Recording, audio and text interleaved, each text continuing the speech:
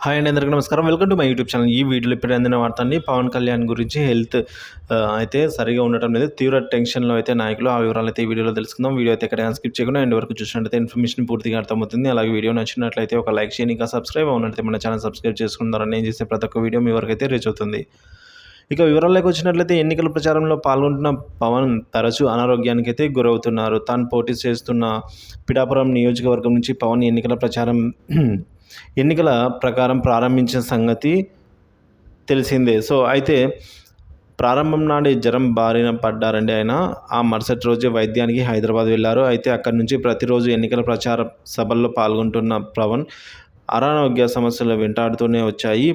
ప్రజాక్షేత్రంలో ఎక్కువసేపు ఉండలేక అనారోగ్య సమస్యలు అంటూ హైదరాబాద్ వెళ్ళిపోతున్నారంటూ వైసీపీ శ్రేణులు ఈ విధంగా విమర్శలనైతే గుప్పించారు. ఈ తరుణంలోనే పవన్ అనారోగ్యంపై అయితే జనసేన ప్రత్యేక ప్రకటన అయితే విడుదల చేయడం విశేషం అండి. ప్రస్తుతం పవన్ ఎన్నికల ప్రచారంలో ఉన్నారు. గజమాలలు వేయవద్దు, పూలైతే చల్లవద్దు అని జనసేన హైకమాండ్ ప్రత్యేక ప్రకటన అయితే విడుదల చేసింది. పవన్ ఆరోగ్య సమస్య దృష్ట్యా ఈ పార్టీ శ్రేణులు ఇవన్నీ కూడా అర్థం చేసుకోవాలని ప్రకటనలో పేర్కొందండి. పవన్ రికరెంట్ ఎంజైమ్‌తో అయితే బాధపడుతున్నారని తెలిపిందండి. దీని కారణంగా ఊపిరితిత్తుల్లో నెమ్ము చేరి రోజుకు ఏదో ఒక సమయంలో పవన్‌కైతే తీవ్ర జ్వరం అయితే రావడం జరుగుతుందట.